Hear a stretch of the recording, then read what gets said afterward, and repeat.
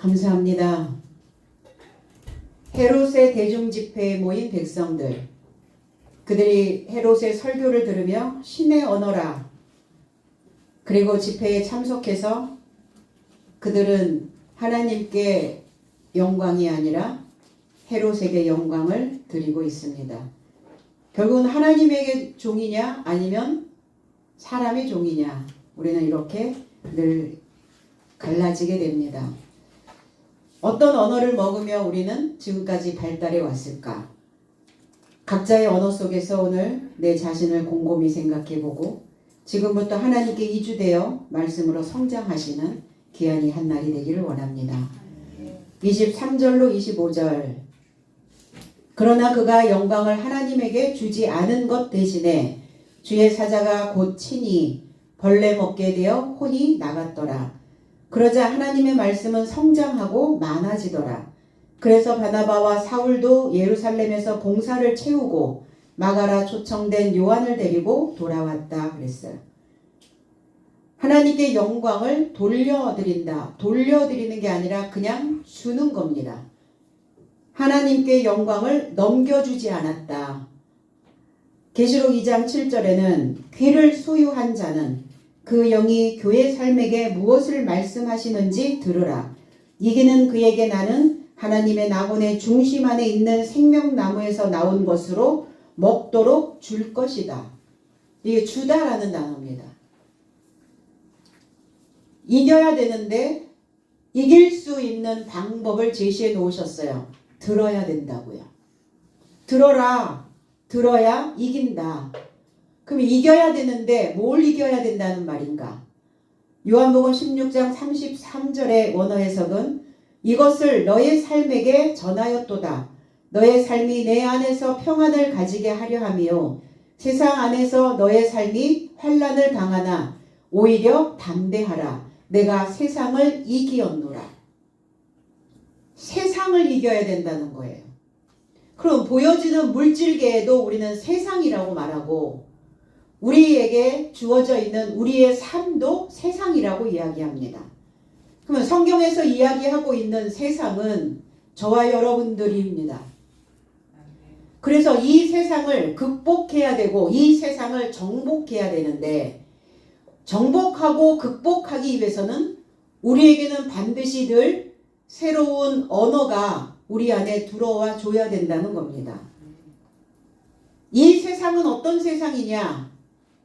어린아이의 수준에 머물러 있는 세상, 새로운 언어를 배우지 못하고 있었던 세상, 그리고 사단이 통치하고 있었던 세상, 무엇인가 겉에 잔뜩 장식하고 꾸미고 있는 세상.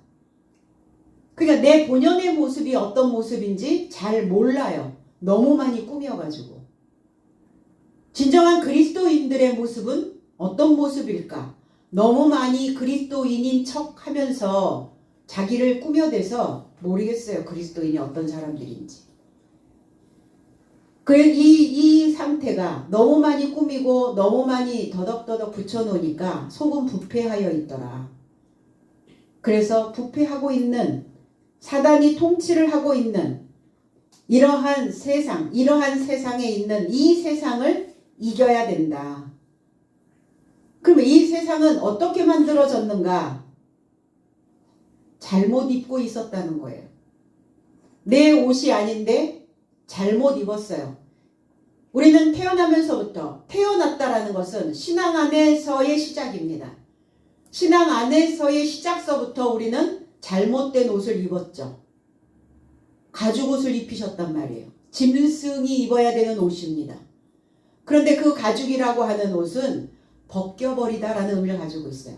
언젠간 벗어던져야 되는 옷이에요. 근데 여전히 그 옷을 입고 있는 사람이 있고 하나님 안에 들어와서 말씀 안에 들어와서 새로운 말씀들을 배우면서 이 말씀으로 성장해 가면서 사이즈가 안 맞으니까 어때요? 가죽 옷을 벗겨내는 사람들이 있더라 이거예요. 그래서 잘못 입은 이 짐승의 옷으로부터 그 옷을 벗겨내는 데에는 힘이 필요해요. 그러니까 내가 나를 극복해내지 않으면 내가 내 세상을 이기지 않으면 우리는 그 옷을 못 벗게 된다는 겁니다. 그 옷을 갈아입은 자를 우리는 승리자라고 말합니다. 이겼다라고 표현을 합니다.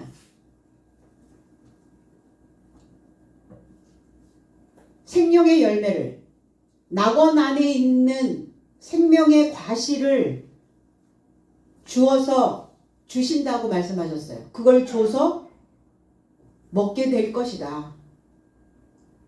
그럼 낙원이 어디며 그 낙원 안에 있는 생명의 나무에서 나오는 그 열매는 무엇을 이야기하고 있는 것일까?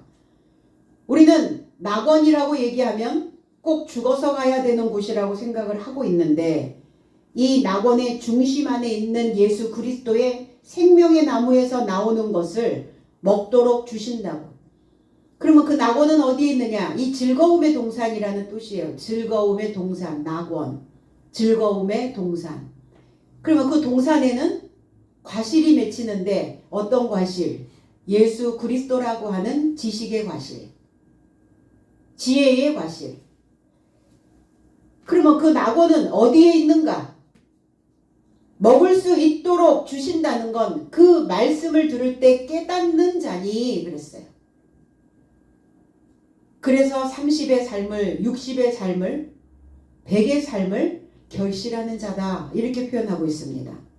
깨달을 수 있도록 총명을 주시는 파라데이소스라고 얘기해요. 파라데이소스. 영어는 파라다이스, 이렇게 얘기를 하죠. 행복의 장소 어디에 있냐? 어느 장소가 아니라, 어느 지점이 아니라 안에 있다고요. 낙원은 너희 안에. 천국이, 하늘나라가 여기다 저기다 말하여도 믿지 마라. 그 하나님의 나라는 너희 안에 있다. 그럼 하나님의 나라 안에 낙원이 있다는 거예요. 하나님의 나라 안에 에덴이 있다는 겁니다. 에덴 동산, 즐거움의 동산, 행복한 동산. 그래서 소유격이에요. 소유하는 겁니다.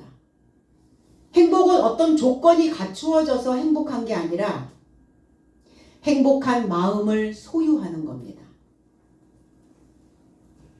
주의 사자가 쳤다, 이렇게 얘기했어요.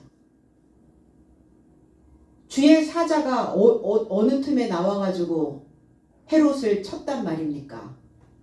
말씀으로, 소식으로. 그러면 주의 사자가 지금 누구예요? 베드로죠, 베드로. 소식을 가지고 있는 자. 그러니까 헤롯도 하나님을 믿고 있었던 백성이었기 때문에 메시아에 대한 메시지를 듣지 않을 수가 없었어요. 그러니까 그 소리가 자기 속에서 거부 반응이 일어나니까 그것을 애써 외면하고 있었다는 거예요. 그러나 들리는 소식을 어떻게 하겠어요? 거슬리기는 하니까. 그러니까 2살 아래에 있는 남아들은 다 죽여라. 말살 정책, 남아 말살 정책을 폈죠. 그리고 사도들을, 베드로를 옥에다 가뒀어요. 뭐 하지 못하도록? 소식을 전하지 못하도록, 말하지 못하도록. 그 어떤 강한 소리가 그 헤롯을 쏜 거예요. 헤롯을 친 겁니다. 그러니까 충이 먹었다 그랬어요. 스콜렉스라는 단어예요. 유충, 구더기, 지렁이, 이런 뜻을 가지고 있어요. 마가복음 9장 44절에서 48절에 보면 44절, 46절에는 개역성경에는 없음이라고 나와 있어요. 그런데 48절에 똑같은 내용이 44절과 46절이라는 것을 원어에서는 확인을 하게 됩니다. 개역성경의 48절에는 거기선 그의 삶에 벌레도 생을 마치지 않고 불도 꺼지지 않는다. 이렇게 되어 있는데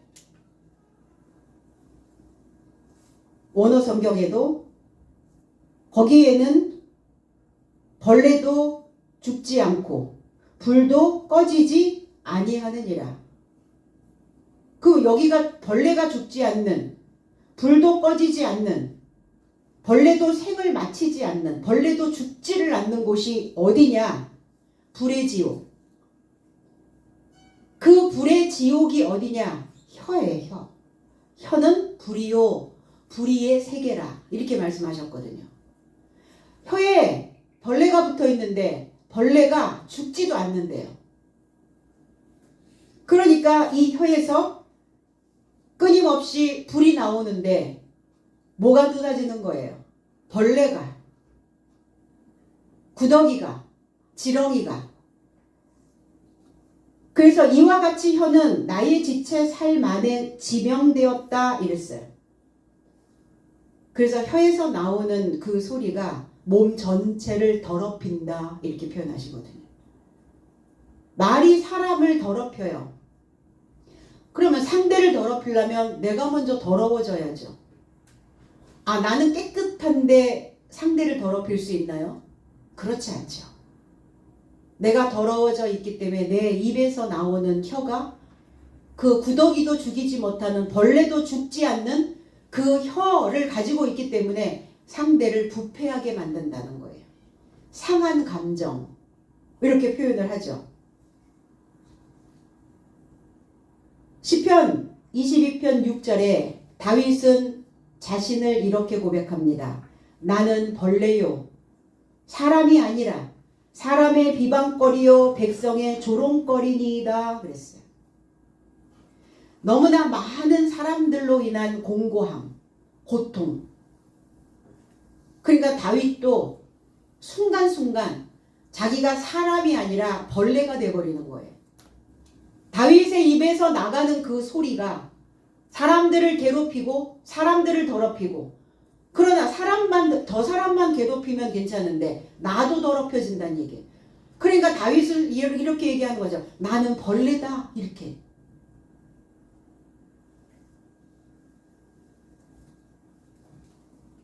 이 히브리어에서 라마라고 하는 이 벌레는 빠르게 번식하는 구더기, 개걸스럽게 먹는 이런 거예요.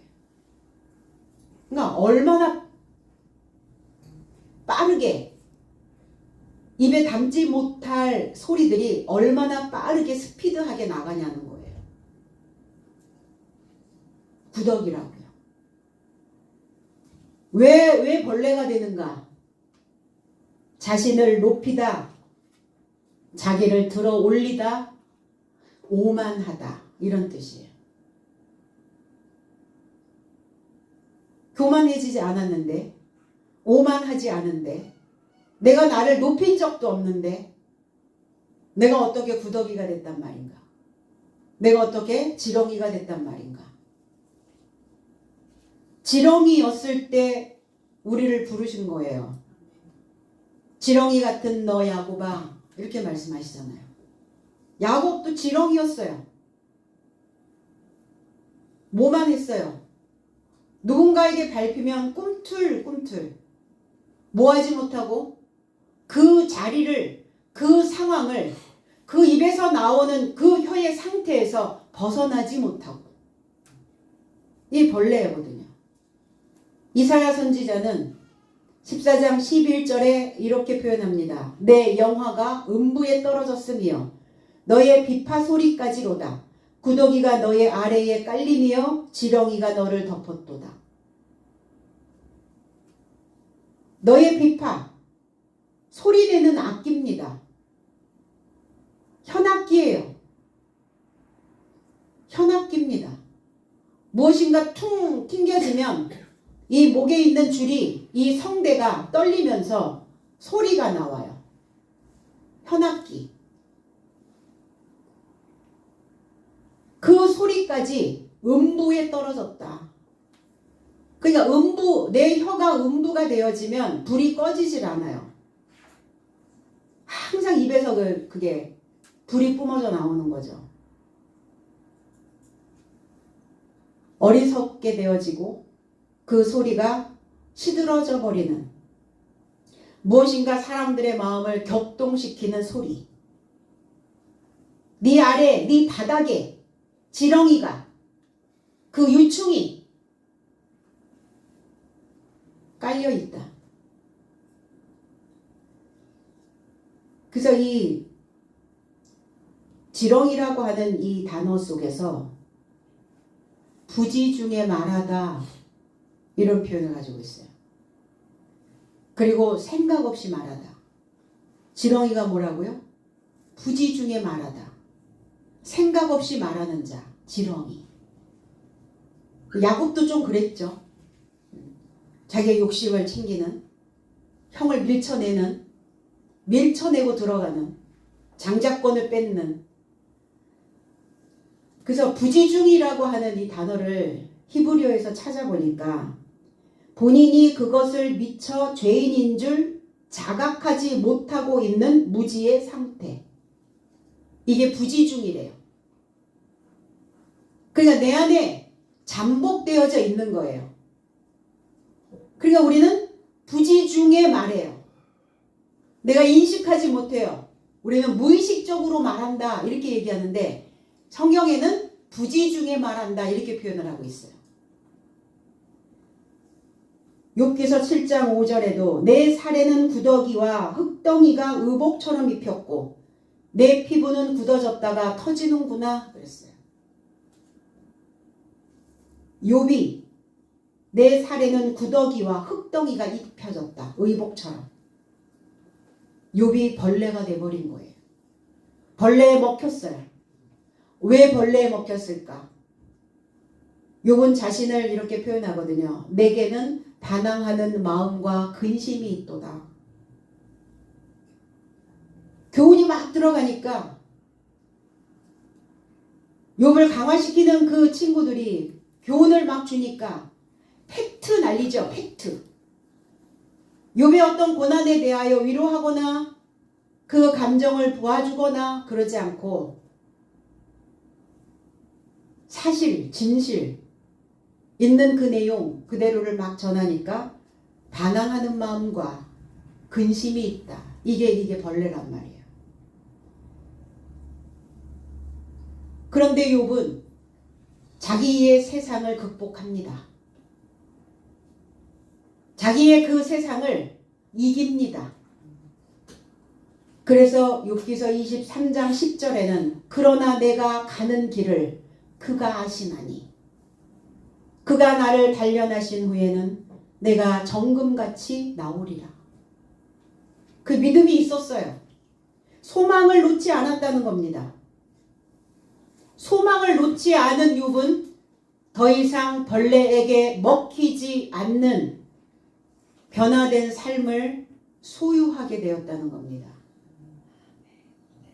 이스라엘 백성들도 광야에 나왔을 때 그들 막 불평과 원성과 원망을 쏟아냅니다. 고기를 달라. 먹을 것을 달라. 애굽에서 먹었던 것. 부추와 마늘과 참외와 생각났겠죠. 고향에서 먹었던 것들이. 옛맛이 그리웠겠죠. 그걸 주신다고요. 메추라기와 만나로 채우셨다. 모세는 이렇게 얘기합니다. 아침에 나가서 그 양식을 거두되 그때그때 먹어라. 그리고 여섯째 날 거둔 양식은 갑절로 취해라. 이렇게 말씀을 합니다. 근데 이 백성들이 나가서 양식을 취하는데 그 양식을 그때그때 먹지 않고 남겨두게 됩니다. 아침까지. 그러니까 아침까지 두었더니 벌레가 생기고 냄새가 나더라. 말씀이 떨어지면, 법이 떨어지면 그때그때 먹어야 해요. 이따 먹을게. 좀 있다가 입을게. 좀 있다가 적용할게. 그러니까 그게 벌레 먹는 거예요. 소용이 없는 거예요. 주일날 여러분 열심히 말씀 들으시잖아요. 그때그때 먹는 거예요. 그런데 여섯째 날 거둔 양식은 냄새도 나지 않고 벌레도 생기지 않았더라 그랬어요. 그리스도 예수시죠. 다섯째 날까지의 법은 그때그때 먹고 훈련받아야 되고, 만약에 그때그때 먹고 그것을 훈련받지 않은 인생들은 벌레 난다고요. 벌레가 돼버리는 거예요. 바글바글 하는 거예요. 썩어버리는 겁니다. 훈련이 안 된 자들의 모습이에요. 항상 그래서 속이 썩는 사람들. 속 썩는 사람들. 별것도 아닌데 속 썩어. 그것도 아닌데 근심을 해. 먹으라고 하면 먹어야 되는데 미뤄놔. 다 상해버리는 거죠. 헤롯이 그랬단 말이에요. 헤롯 자신이 그리스도이신, 예수 그리스도이신 만나를 갑절로 먹고 여섯째 날이어야 되는데, 자기 자신을 연마하고 자기 자신을 표백하는 그 여섯째 날이어야 되는데 그는 여전히 다섯째 날에 구약적 사고에 머물러 있더라 이거예요. 전수되어지는, 그리고 신앙의 전통 안에서 답습하고 있는, 그걸 못 버리고 있는 거예요.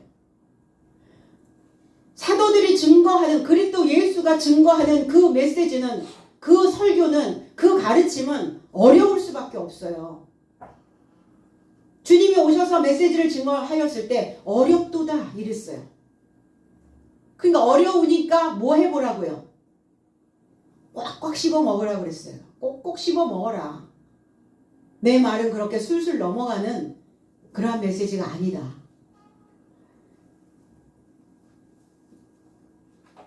그러니까 오만해지게 되고 부지중에 말해서 그의 식소를 끌어내리는, 생각 없이 말하는 벌레가, 그럼 어디에서 벌레가 들어와가지고 갑자기 벌레가 온몸에 붙어가지고 죽었단 말입니까? 헤롯 자신이 벌레가 된 거예요. 헤롯 자체가 벌레 먹어버리는 거예요. 속에서. 왜? 속 끓이니까. 그리고 혼이 나갔더라. 죽었다. 이게 죽다라고 하는 단어가 에크 플러스 푸시코라는 단어예요. 이 숨이 바깥으로 나간 거예요. 숨을 내쉬다 이런 뜻이에요. 숨이 끊어졌어요. 혼이 나갔어요. 우리 뭐 어떤 일들이 막 갑자기 막 몰아치면 어때요? 아, 혼을 쏙 빼놓네 이런 표현을 하죠. 왜? 혼이 나갔다고요. 혼이 들어오려면 들숨을 하셔야죠. 지금 헤롯은 날숨만 하고 있는 거예요. 어떤 사람들의 모습으로 보이세요? 이거 뭔가 속에서 분노가, 뭔가 열받은 자들의 모습들이죠. 씩씩거리면서 뱉어내는, 그리스도 예수가, 베드로가, 사도들이 증거하는 메시지를 들이마셔야 되는데 들이마시질 않네요. 자기의 말만 뱉어내네요. 그게 헤롯이란 말이에요. 혼이 나갔어요. 혼이 나간 사람이, 정신이 나간 사람이 온전할 리가 없잖아요. 온전할 수가 없잖아요. 온전한 메시지를 줄 수가 없잖아요. 온전한 설교를, 온전한 가르침을 줄 수가 없잖아요. 그런데 거기에 모여있는 백성들은 신의 소리다 막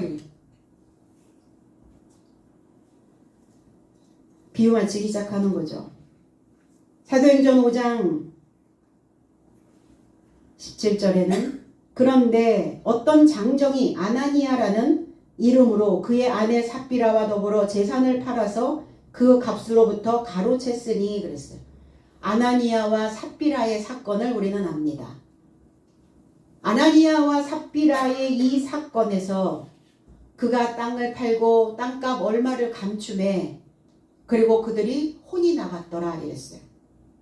그들이 땅에 엎드려져 죽었다 이랬는데 혼이 나갔다고요.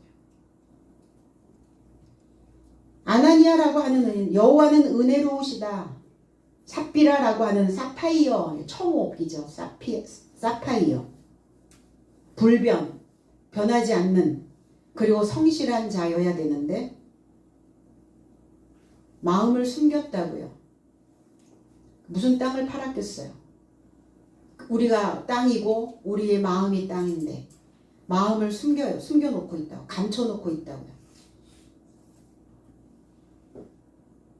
하나님 앞에 우리의 마음을 다 열고, 우린 그러죠. 마음을 열어 그러잖아요. 생각을 열어라 이렇게 얘기해요.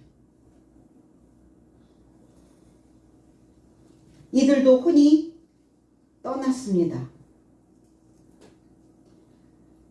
그러니까 뭐 하셔야 돼요? 우리의 마음을 조각 내지 마시고, 조각이 난다는 건 부서져 버리는 거예요. 그 마음이 부서져 버리면 뭐가 제일 먼저 없어지냐면 감사가 제일 먼저 없어져요. 은혜로부터 떨어지는 자, 이 혼이 나간 자들의 모습, 뱉어내기만 하는 자, 불평, 불만, 원망. 그러니까 감사가 없으니까 속이 끓죠. 그 벌레 먹는 거예요. 벌레가 어디서 바깥에서 들어오는 게 아닙니다. 여러분 호박, 늙은 호박 잘라보셨죠? 잘라보신 적 있으시죠?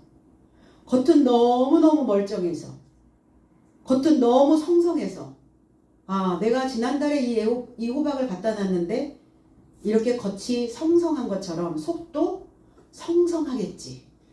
딱 자르는 순간 바글바글한 거예요. 어디서 들어왔을까? 맺히면서, 그 호박이 조그맣게 맺히면서 이미 벌레가 들어간답니다. 들어간대요. 그 조그맣게 맺히는 그 상황이 되면 벌레가 거기 안에 같이 맺히는 거예요. 그러니까 벌레도 같이 크는 거예요. 그 속에서.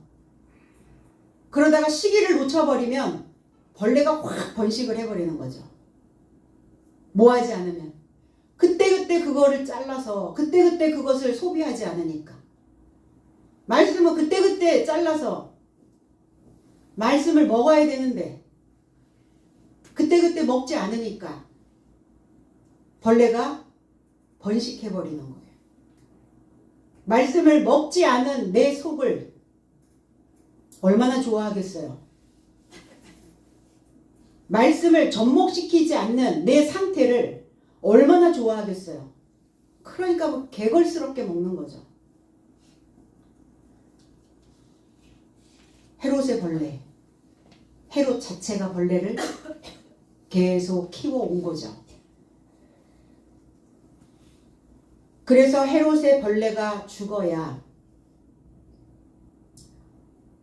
말씀이 가득 채워지게 됩니다. 말씀이 흥왕하여, 그래서 흥왕, 아울로스라는 단어인데 성장하다라는 단어예요. 성장하다, 증가하다, 다리 차다 이런 뜻입니다. 어떤 말씀이? 로고스의 말씀이요. 로고스는 어떤 말씀이냐? 법입니다. 법. 논리예요. 사람들이 살아가는데 가장 중요한 법은 뭐냐? 논리적, 이성적 사고예요. 그 법이 없는 사람들은, 논리와 이성적인 법이 없는 사람들은 막 살아요. 어떠한 상황이 불어왔을 때 그걸 논리적으로 분석해낼 수 있어야 되는데 그게 없어지는 거예요.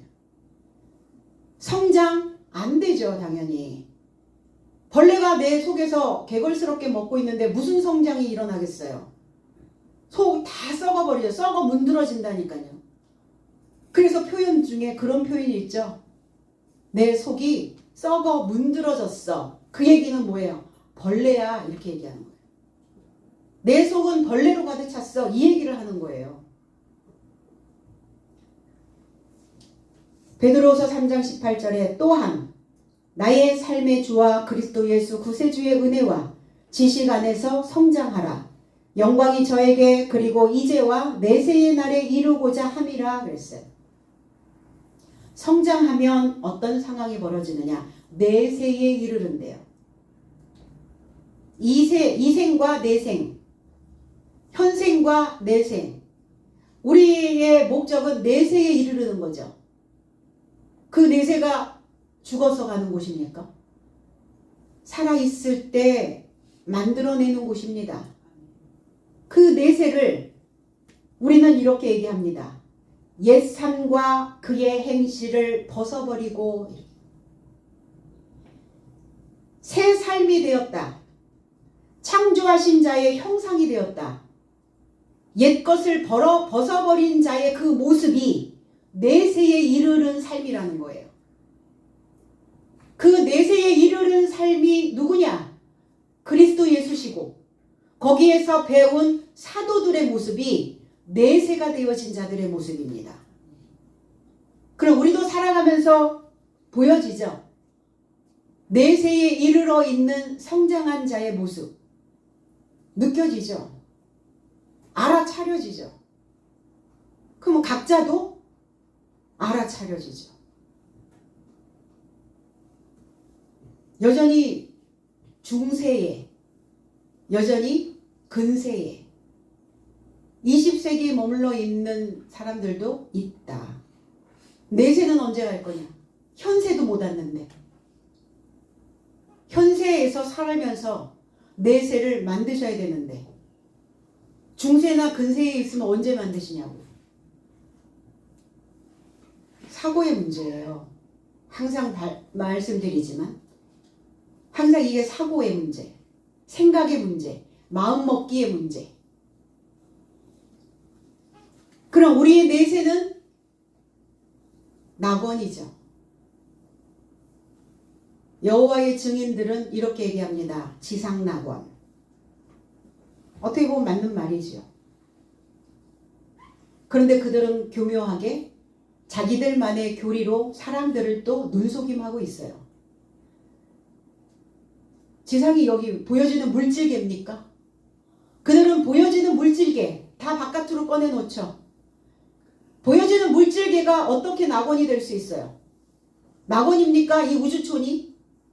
이스라엘 땅이, 중동에 있는 땅들이, 일본에 있는 땅들이, 전 세계의 우주들이 낙원이 될 수가 없잖아요. 오염되어지고 썩고 방사능 물질, 핵으로 인한, 전쟁으로 인한 보여지는 물질계가 아니에요. 저와 여러분들이 나의 삶이에요. 저와 여러분 자신이어야 해요.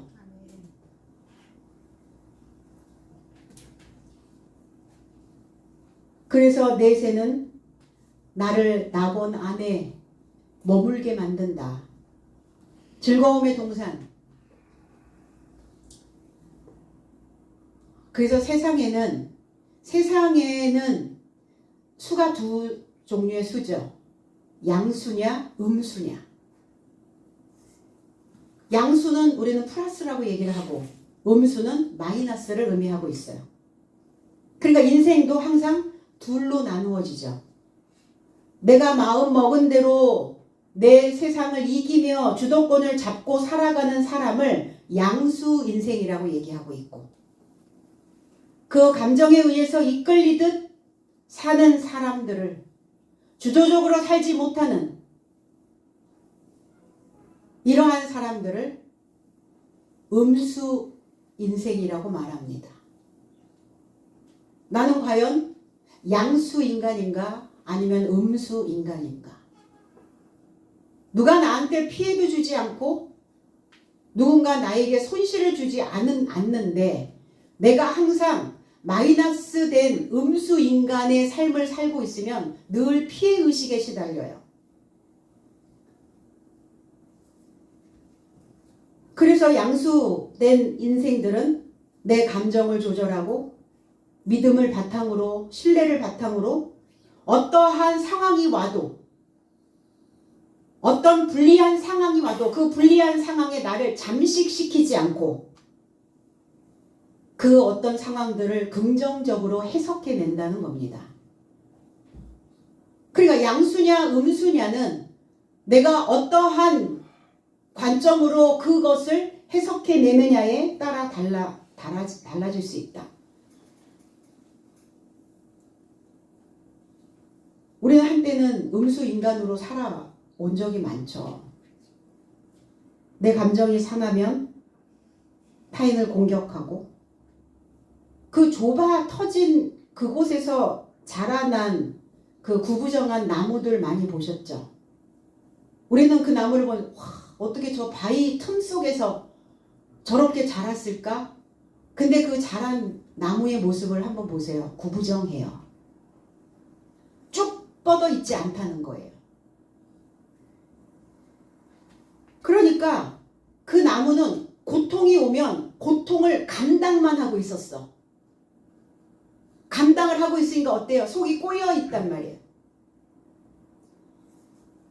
고통은 감당하는 게 아니라 고통은 이기는 겁니다. 아, 감당하는 게 이긴 거라고요? 이겼으면 예전의 고통을 가지고 다시 리허설 하지 않아요. 이기지 못했기 때문에 감당만 하고 있었기 때문에 그게 빵 터져버리는 거예요. 속에서. 이게 붙잡고 있다가 이게 막 퍼져버리는 거예요. 힘이 모자라면. 그래서 그 힘든 환경을 우리는 발판 삼는 거죠. 발판 삼아 있는 사람들은 성장합니다. 성장. 그래서 바꿀 수 없는 타인에게 집착하지 않아요. 안 바뀌죠. 타인 안 바뀌어요. 그래서 그 인생의 소중한 시간들을 허비하지 않는다는 겁니다. 뭘 바꾸면 돼요? 내 관점과 나의 해석을 바꾸면 돼요. 그래서 음수인간에서 양수인간으로 건너오는 겁니다. 이걸 성장했다. 뭘로 성장한 겁니까? 교훈은 내 안에 오는 교훈. 내가 이거에 시달리고 있은들 나에게 무슨 의미를 주며 나에게 무슨 이득이 있겠나? 이렇게 생각해 버리는 거죠. 순간순간 우리는 찰나찰나 부지 중에 음수로 간다는 얘기예요. 왜? 우리 안에 늘 음수와 양수가 있기 때문에. 말씀이 성장하여 더하더라 그랬어요. 증가하였다. 배가가 되었다. 채워졌다. 번성되어졌다.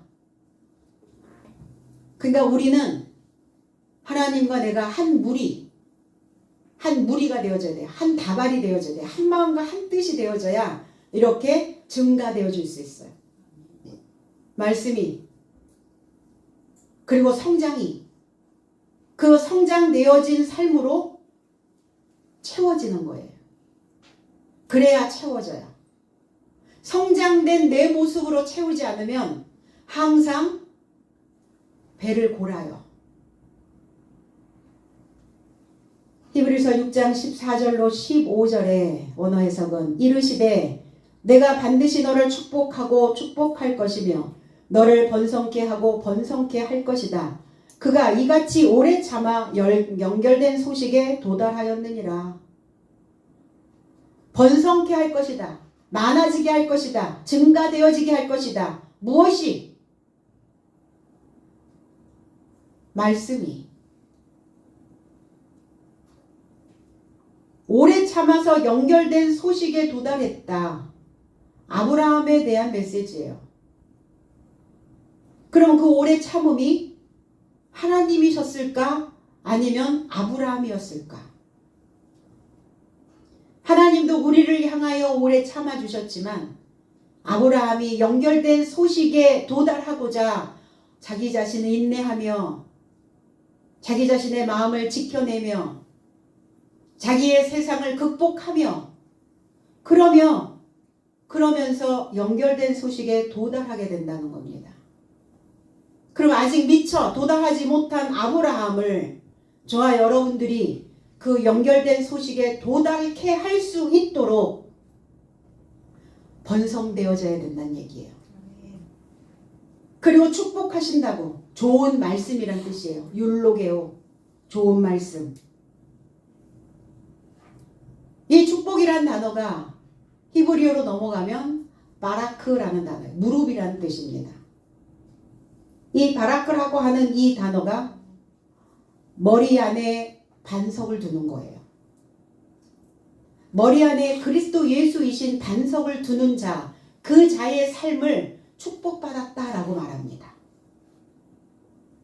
신명기 30장 16절에는 곧 내가 오늘 내게 명령하여 내 하나님 여호와를 사랑하고 그 모든 길로 행하며 그의 명령과 규례와 법도를 지키라 하는 것이라. 그리하면 내가 생존하며 번성할 것이요 또 내 하나님 여호와께서 내가 가서 차지할 땅에서 내게 복을 주실 것임이니라 그랬어요. 내가 살아남을 것이며 내가 증가되어질 것이며 말씀으로 더 성장되어질 것이다. 어떻게 했을 때? 명령, 규례, 법도를 지켰을 때, 그리고 하나님을 사랑했을 때.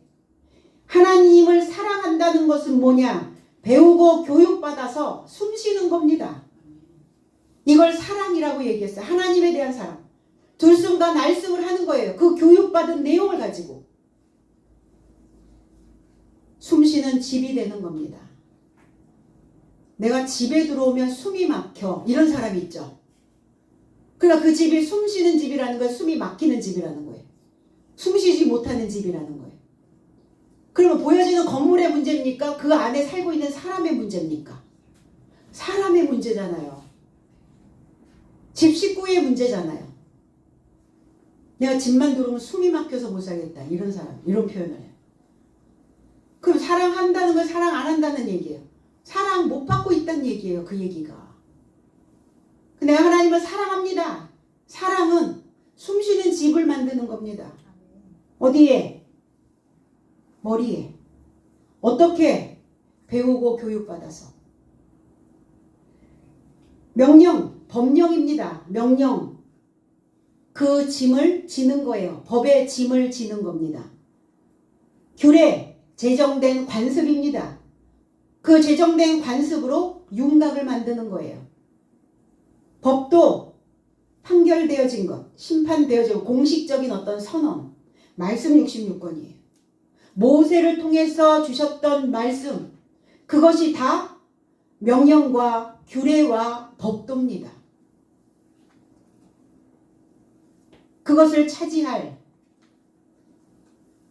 그것을 지키면 내가 가서 차지할 땅에서 복을 주신대요. 그 땅은 창세기 1장 2절에 만들어진 에레츠, 공허하고 혼돈하고 어두움. 아니 그 땅 받아서 뭐해? 아무것도 없는데, 다 비어있는데, 깜깜한데? 그럼 뭐 하여야 돼요? 그 땅을 번성케 해야죠. 땅 주인이에요. 저와 여러분들은. 마음의 땅을 부여받았어요. 마음의 땅. 그래서 저와 여러분들이 대륙이라, 대륙. 저와 여러분들이 이 내면이 대륙이라면, 그 땅이라면 내가 그 땅을 정복한 만큼 내 땅이 되죠. 알렉산더 대왕만 그 많은 대륙을, 땅을 차지한 게 아니라 저와 여러분도 이 마음의 땅을, 이 대륙을 정복하시고 차지하셔야 된다는 얘기예요. 오늘 나의 내면의 땅을 샅샅이 탐색해서 여러분들의 그 마음의 보물을 발견할 수 있기를 바랍니다. 외부의 상황, 바깥에서 들리는 어떤 상황들 우리는 많이 우리를 휘두르게 되죠. 그러나 우리의 삶이 그 삶에 휘둘르지 마시고 우리가 동산 안에 이르는, 하나님의 낙원 안에 이르는 그 길을 찾을 수 있기를 소망합니다. 바나바와 사울이 부조의 일을 마치고 이렇게 했어요. 바나바와 사울이 말씀으로 성장하도록 번성케 했다고요. 누가 죽고? 헤롯이 죽고. 바나바라고 하는 의미는 예언의 아들, 예언으로 세우다, 영에 의하여 말하다 이런 뜻이.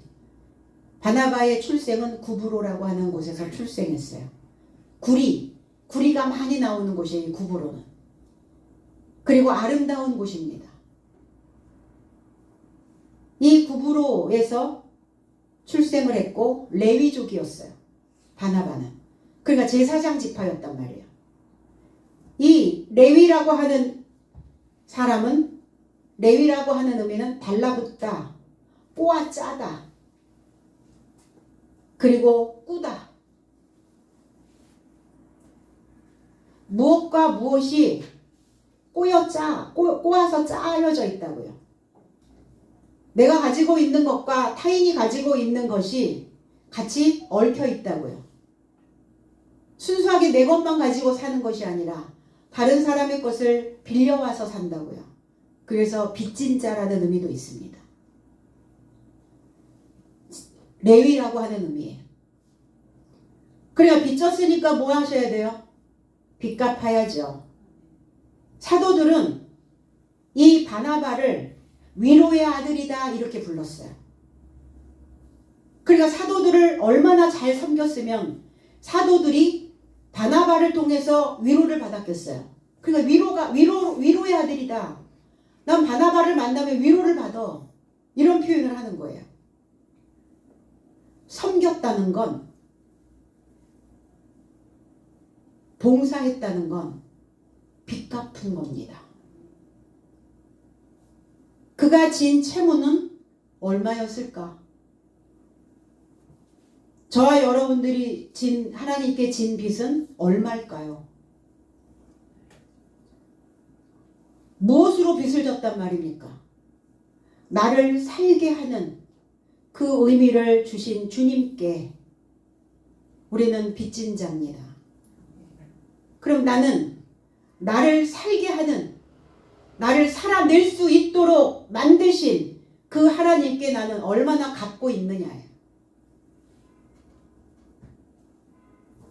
바나바의 이름을 요셉이라고도 합니다.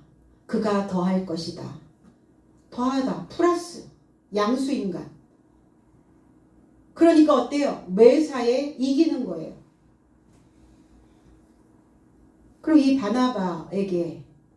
바나바인 요셉에게 무엇이 더해졌겠어요? 사도들을 봉사할 수 있는, 백성들에게 그 교훈을 베풀 수 있는, 하나님께 받은 그 사랑이 더하여져서, 그 빚진 삶이 더하여져서 그 빚을 갚아내는 그 삶이었다는 겁니다.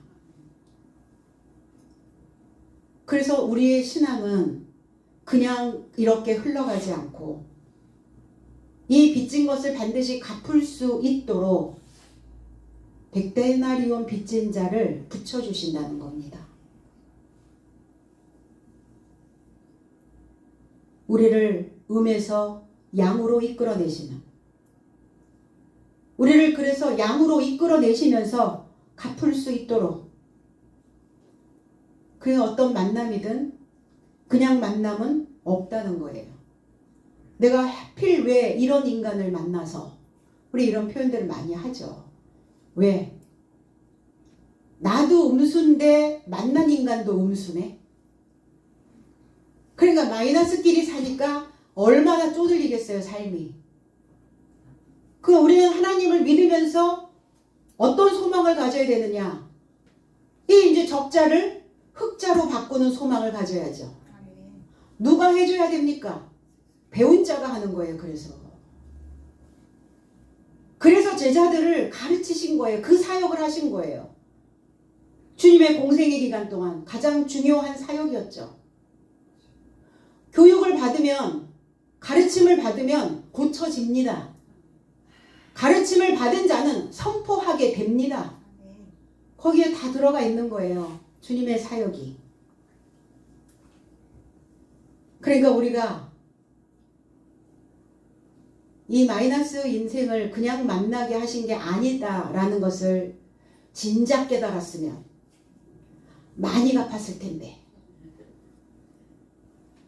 그쵸? 그냥 원망만 하고 살았죠. 갚아줄 생각은 안 하고. 그럼 뭐 하시면 돼요? 늦은 시기는 없습니다. 오늘부터 갚아 나가시면 돼요. 그럼 누가 이득이에요? 갚아 나가면 이득이죠. 내 옆에 있는 자도 이득이고 나도 이득이고 플러스. 내가 신앙 안에서 어떤 삶을 행하든 우리를 결코 음수로 보내시지 않는다는 겁니다. 뭐 하면서 갚으셔야 돼요? 사랑하며 살며 채워주며. 그래서 채무에서 해방되셔야 되겠죠. 바나바와 사울 지옥이었어요. 사는 게 지옥. 구멍이었어요. 항상 구멍이 났어. 가계부가 빵꾸 났어. 내 인생이 구멍 났어. 그러니까 맨날 간청하고 질문하고 묻고. 그런데 사울은 다른 거였어요. 궁금해서 물은 거예요. 하나님에 대하여 궁금해서, 그리스도 예수가 궁금해서 추적해 온 사울이었어요. 그런데 그리스도가 누구신지 알아냈다는 거예요. 이렇게 사울처럼 우리가 신앙 안에 가다가도 구멍에 한 번씩 빠지기도 합니다. 사울이라고 하는 구멍에 빠져. 그러면 사울이 어디에 있어요? 저와 여러분들 안에 사울이 있죠. 근데 이 구멍에 자주 빠지는 사람이 있고, 빠질 뻔 하다가 건너가는 사람이 있어요. 나 빠질 뻔 했잖아, 그 구멍에. 그 구멍에 빠지면 한참 가죠. 또 허우적거리죠.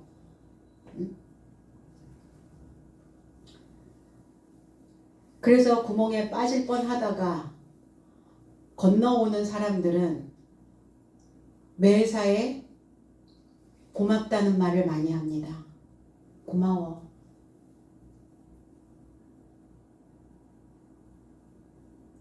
당신 마이너스였지만 나도 마이너스였지만 그래도 고마워. 얘들아 고마워. 가르치는 제자들에게도 저 인간들이 도대체 언제까지 저렇게 맨날 알려줘도 모르고 알려줘도 가르쳐줘도 또 모르고 마이너스. 그래도 니네들이 있어서 고마워. 이 고맙다는 말을 하는 사람들은 그 사울의 구멍에 빠질 뻔은 했다가 건너갑니다. 그러셔야죠. 그래서 생각해보면 그 빚진 삶, 빚을 갚을 대상이 있음에 다행이다. 내가 그래도 빚을 갚을 수 있는 사람이 있어서 고맙다. 이거 하셔야죠.